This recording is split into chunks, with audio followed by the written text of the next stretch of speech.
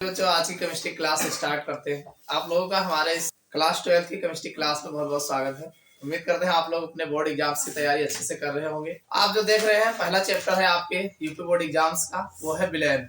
तो विलयन में आज हम एक ऐसे टॉपिक को लेके आए हैं जो काफी ज्यादा इंपॉर्टेंट है। आज का हमारा जो मेन टॉपिक है वो है आदर्श विलयन और अनादर्श विलयन किसे कहते हैं। यह आपके बोर्ड एग्जाम्स में कई बार पूछा गया है कि आदर्श विलयन से आप क्या समझते हैं या अनादर्श विलयन किसे कहते हैं, उदाहरण सहित समझाओ। तो चलिए इसको हम कंप्लीट जान लेते हैं। आप लोग वीडियो के अंत तक बने रहिएगा, देखना अभी आपको जो है अच्छे से समझ में आ जाएगा। इसके पहले का वीडियो अगर आप लोगों ने नहीं देखा है तो नीचे डिस्क्रिप्शन में प्लेलिस्ट मिल जाएगा, आराम से जा करके आप सभी वीडियोस को देख सकते हैं। चलिए क्लास की शुरुआत करते हैं, देखते हैं ये आदर्श विलयन होते क्या है। देखो बच्चों, अगर हम बात करें आदर्श विलयन और अनादर्श विलयन, देखो आदर्श विलयन ऐसे विलयन होते हैं जो कुछ शर्तें हैं और उन शर्तों का पालन जो करेगा वही आदर्श विलयन बोला जाएगा, और जो उन शर्तों का पालन नहीं करते हैं वो आदर्श विलयन नहीं बोले जाते। अब कौन कौन सी शर्तें हैं, तो 3 शर्तें हैं इनकी, चलिए देख लेते हैं। सबसे पहली बात ये कहा गया ऐसे सभी विलयन, यानी जो भी कोई भी विलयन हो, ऐसा सभी विलयन। भाई विलयन आप जानते हो, एक तो द्रव को द्रव में मिला के बनाया जाता है, एक इस टाइप का विलयन मिलेगा, और दूसरा ठोस को द्रव में डाल करके बनाया जाता है, इस टाइप का विलयन आपको देखने को मिलता है। 2 ही तरीके का विलयन आपको देखने को मिलेगा, या तो द्रव द्रव में मिला के बनाया गया होगा या तो ठोस को द्रव में घोल करके विलयन बनाया गया होगा। तो ऐसे सभी विलयन जो सभी संगठनों पर, यानी मिलाने के बाद जो भी उनका कंपोजिशन है, सभी संगठनों पर इन सभी शर्तों का पालन करते हैं, यानी निम्न सभी शर्तों, यानी नीचे जो शर्त लिखे गए हैं इन सभी शर्तों का पालन करते हैं, ऐसे ही विलयन को आदर्श विलयन कहलाते हैं। यानी जो नीचे वाले शर्तों का पालन करते हैं ऐसे विलयनों को आदर्श विलयन कहते हैं। आप कह सकते हैं जो इन सभी शर्तों का पालन करते हो ऐसे विलयनों को आदर्श विलयन कहा जाता है। अब इनकी शर्त कौन कौन सी है, तो पहली शर्त यह है कि जो राउल्ट के नियम का पालन करते हो, यानी पहली बात ये कहा गया जो राउल्ट के नियम का पालन करते हो, यानी जो भी विलयन बने अगर वो राउल्ट के नियम का पालन करता है तो पहली शर्त यही है कि आदर्श विलयन वही होगा जो राउल्ट के नियम का पालन करता हो। तो राउल्ट का नियम आपको हमने पिछले लेक्चर्स में बता दिया है कि राउल्ट का नियम होता क्या है। तो जो राउल्ट के नियम का पालन करते हैं, यहाँ आपको राउल्ट का नियम नहीं बताना है, आपको पहला पॉइंट यही लिखना है जो राउल्ट के नियम का पालन करते हो। और दूसरी शर्त इनकी क्या है, दूसरी शर्त डेल्टा एच बराबर 0, मतलब ये डेल्टा एच की वैल्यू 0 काहे को हो। भाई 0 तब होगा कि अगर हम मान लीजिए 2 कंपोजिशन को मिला के विलयन बना रहे हैं, तो विलयन बनाने पर ना तो उष्मा निकलनी चाहिए और ना ही उष्मा लगनी चाहिए। भाई हीट ना तो निकले उसमें से और ना लगे, पता चले जब मिलाओगे और उसमें से हीट निकलेगा तो कोई ना कोई प्रोडक्ट बना होगा, या आपको हीट देना पड़ जाए तो बाहर से ऊर्जा देनी पड़ेगी। तो ऐसा विलयन भी राउल्ट के नियम का पालन नहीं करेगा, यानी जिसमें उष्मा निकलती हो या लगती हो ऐसे कोई विलयन राउल्ट के नियम का पालन नहीं करेगा। तो दूसरी शर्त इनकी ये है कि डेल्टा एच की वैल्यू जो होना चाहिए वो 0 होना चाहिए, अर्थात दोनों मिलाने पर ना तो उष्मा निकलती हो और ना ही लगती हो। दूसरी बात क्लियर हो गई। तीसरी शर्त इनकी ये है कि डेल्टा वी की वैल्यू 0 होना चाहिए, ये आयतन, यानी जो आयतन है ये भी 0 होना चाहिए, मतलब जब आप विलयन बनाओ तो उसका आयतन बढ़ना नहीं चाहिए। और दूसरी बात, मिलाने के बाद घट जाना भी नहीं चाहिए कि पता चला कि 100 ml में आप बना रहे थे तो 90 ml बच गया हो, या 100 ml मिलाए बना रहे थे वो 105 ml हो गया हो मिलाने के बाद, ऐसा भी नहीं होना चाहिए।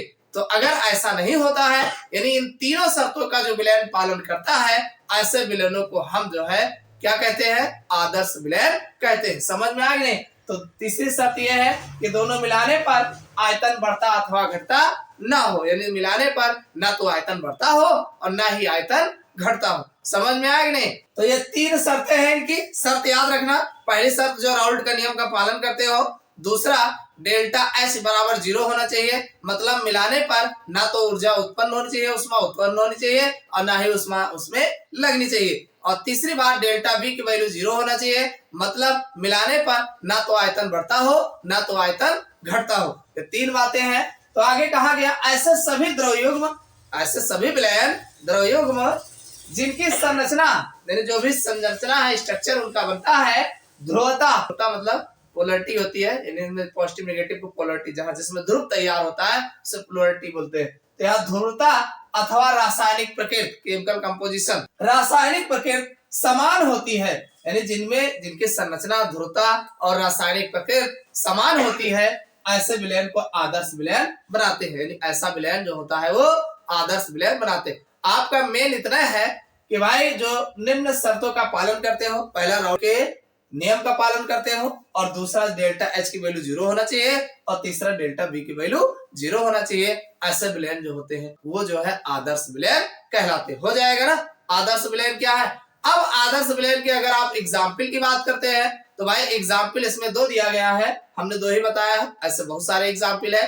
पहला एग्जाम्पल है बेंजीन टाउलिन, यानी बेंजीन और टाइलुइन को अगर आप मिला करके विलयन बनाते हैं तो ऐसे विलयन जो है आदर्श विलयन बोले जाते हैं। समझ में आया? और दूसरा है हेक्सेन हेप्टेन, यानी हेक्सेन और हेप्टेन को आपस में अगर आप मिलाते हैं तो ऐसे विलयन भी जो है राउल्ट के नियम का पालन करते हैं, यानी ये आदर्श विलयन कहलाते हैं। ठीक, तो ये तो बात हो गई सभी की कि आदर्श विलयन होते क्या है और आदर्श विलयन किसे कहते हैं, उदाहरण सहित समझाइए। अब बात आती है, कभी कभी आपसे ऐसे भी पूछ लेते हैं कि अनादर्श विलयन किसे कहते हैं। लो, अरे आदर्श विलयन जो है वो है जो आदर्श विलयन भाई निम्न शर्तों का पालन करेंगे, आदर्श विलयन कहलाते हैं। अगर आपसे एग्जाम में पूछ ले अनादर्श विलयन, देखो ज्यादातर ऐसे पूछा गया है कि आदर्श अथवा अनादर्श विलयन किसे कहते हैं, तब तो आपका काम बन जाएगा। आदर्श विलयन बताओ, उसी का आपको कह दो कि ये पालन नहीं करते हैं तो अनादर्श विलयन कहलाते हैं। ऐसा विलयन जो उपरोक्त शर्तों का पालन नहीं करते हैं अनादर्श विलयन कहलाते हैं। समझ, नॉन आइडियल सॉल्यूशन बोले जाते हैं। बस वही लिखा है, कुछ नहीं। ऐसे विलयन जो उपरोक्त, यानी ऊपर जो सब लिखा गया है, उपरोक्त सभी शर्तों का पालन नहीं करते हैं, उन्हें अनादर्श विलयन कहते हैं। समझ में आ गया कि नहीं भाई? जो ऊपर के शर्तों का पालन नहीं करेंगे अनादर्श विलयन कहे जाते। तो ये तो बात हो गई आदर्श विलयन, अनादर्श विलयन एग्जाम में आपके पूछे गए हैं, काफी ज्यादा इंपॉर्टेंट है, आ सकता है। ठीक है, देखो बच्चों, अगर हम बात करें जो अनादर्श विलयन होते, कौन से विलयन? अनादर्श विलयन। तो जो अनादर्श विलयन होते हैं, सभी अनादर्श विलयन राउल्ट के नियम से धनात्मक या ऋणात्मक विचलन दिखाते हैं। भाई जो राउल्ट के नियम का पालन नहीं करते हैं, या तो वो धनात्मक विचलन पे चले जाते हैं या तो वो ऋणात्मक विचलन पे चले जाते हैं। सभी विलयन लगभग कुछ ही विलयन ऐसे होते हैं जो राउल्ट के शर्तों का पालन करते हैं, राउल्ट के सभी शर्तों का पालन करते हैं, राउल्ट के नियम का पालन करते हैं, और जो इनके शर्तें हैं इनके पालन करते हैं, तब वो जो है आदर्श विलयन कहे जाते हैं। लेकिन ऐसा बहुत कम विलयन होता है जो सभी शर्तों का पालन करते हो और आदर्श विलयन कहे जाते हैं। तो ज्यादातर जो है अनादर्श विलयन होते हैं। तो जो अनादर्श विलयन होते हैं 2 प्रकार के होते हैं। एक होता है धनात्मक विचलन दिखाते हैं, कुछ विलयन ऐसे होते हैं जो धनात्मक विचलन दिखाते हैं, और कुछ विलयन ऐसे होते हैं जो नेगेटिव ऋणात्मक विचलन दिखाते हैं। तो और ये जो है राउल्ट के नियम का पालन नहीं करते, यानी धनात्मक विचलन दिखाएंगे, ऋणात्मक विचलन दिखाएंगे। आदर्श विलयन का क्राइटेरिया है उसका पालन ठीक से नहीं करते हैं। तो जब ठीक से नहीं करेगा तो अनादर्श विलयन कहा ही जाएगा। अब ये धनात्मक विचलन क्या है, ऋणात्मक विचलन क्या है, इसको ऐसे समझते हैं।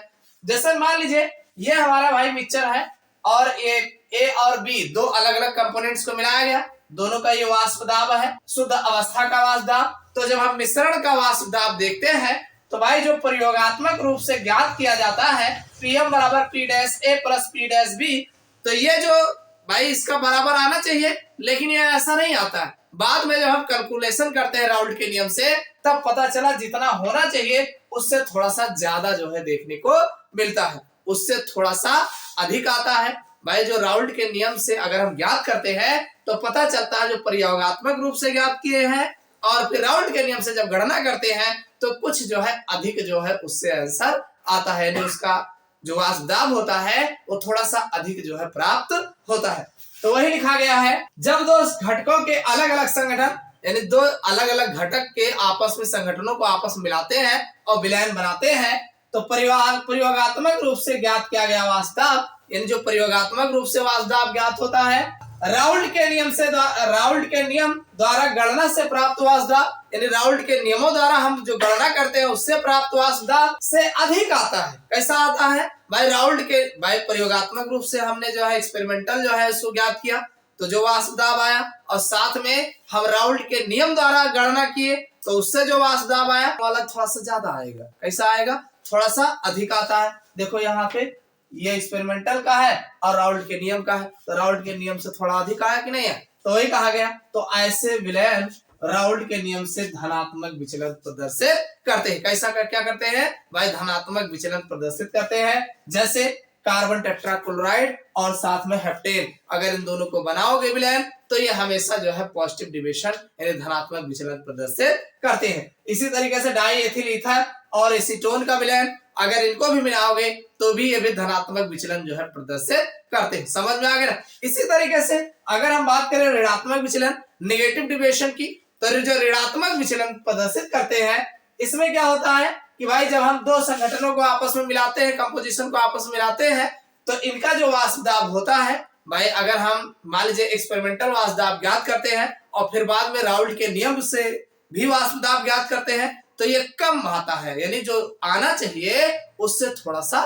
कम आता है। और जब कम आता है तो इसे हम नेगेटिव यानी ऋणात्मक जो है डिविएशन या विचलन कहते हैं। समझ में आ गया। तो वही इसमें लिखा है, देखो वही बनाया गया। मेन ये है हमारा। अब पता चला थोड़ा सा कम आया तो एक्सपेरिमेंटल वाला कम आया तो कम आ गया, नीचे नीचे हमने बना दिया, अधिक आया तो हमने ऊपर बना दिया। समझ में आ गया। तो ये पॉजिटिव डिविएशन धनात्मक विचलन है और ये नेगेटिव डिविएशन ये ऋणात्मक विचलन कहलाते हैं। समझ में आ गया। अब इसमें वही लिखा गया है कि जब दो अलग अलग संगठनों या घटकों कह लो, संगठनों कह लो, कुछ भी कह लो, दो अलग अलग कंपोनेंट्स कह सकते हो या कंपाउंड कह सकते हो, यौगिक कह सकते हो, जब दो अलग अलग घटकों के विलयनों का प्रयोगात्मक रूप से ज्ञात किया गया वाष्प दाब यानी एक्सपेरिमेंटल रूप से ज्ञात किया गया वाष्प दाब राउल्ट के नियम द्वारा गणना से प्राप्त वाष्प दाब से कम आता है। भाई राउल्ट के नियम से गणना से जो प्राप्त करते हैं उससे कम आता है, तो ऐसे विलयन राउल्ट के नियम से ऋणात्मक विचलन प्रदर्शित करते हैं। जैसे क्लोरोफॉर्म एसीटोन, यानी इसका उदाहरण क्या है, क्लोरोफॉर्म एसीटोन, और भी है पिरिडीन फार्मिकम। इस तरीके से ये जो विलयन बनाते हैं ये जो है ऋणात्मक विचलन प्रदर्शित करते हैं। आपके बुक में बहुत सारे दिए गए हैं, आप आराम से पढ़ लीजिएगा, देख लीजिएगा, समझ में आ। ये धनात्मक विचलन जो अनादर्श विलयन होते हैं ये या तो धनात्मक विचलन प्रदर्शित करते हैं या तो ऋणात्मक। इसमें होता क्या है कि जब दो कंपोनेंट्स को आप दो घटकों को आपस में मिलाते हैं, विलयन बनाते हैं, तो जो हमारा एक्सपेरिमेंटल यानी प्रयोगात्मक रूप से वाष्प दाब ज्ञात करते हैं और राउल्ट के नियम द्वारा जो वाष्प दाब ज्ञात किया गया होता है, भाई राउल्ट के नियम द्वारा सही सही आएगा। लेकिन जब हम एक्सपेरिमेंटल ज्ञात करते हैं तो पता चला उससे अधिक आ गया, तो वो अधिक आया तो धनात्मक विचलन हो गया। अगर वो कम आ गया, राउल्ट के नियम से हमारा कम आ गया जो प्रयोग द्वारा ज्ञात किए हैं, तो ऋणात्मक विचलन हो गया। समझ में आया। तो ये तो था आपका आदर्श विलयन और अनादर्श विलयन। दोनों बातें आपको समझ में आ गया होगा। भाई जो कुछ शर्तें हैं, शर्तों का पालन करते हैं वो आदर्श विलयन बोले जाते हैं, और जो इन सभी शर्तों का पालन नहीं करते हैं वो अनादर्श विलयन कहे जाते हैं। और जो अनादर्श विलयन होते हैं ये जो है पॉजिटिव या नेगेटिव यानी धनात्मक और ऋणात्मक विचलन प्रदर्शित करते हैं। इसीलिए तो ये जो है आदर्श विलयन नहीं बोले जाते हैं, इसीलिए अनादर्श विलयन कहे जाते हैं। समझ में आ गया होगा। ये वीडियो आपको कैसा लगा कमेंट करके जरूर बताइएगा। चैनल पर नए हो सब्सक्राइब कर लेना, वीडियो को लाइक न किया हो लाइक कर दीजिएगा। फिर मिलते हैं अगले क्लास में इसके अगले टॉपिक को लेकर।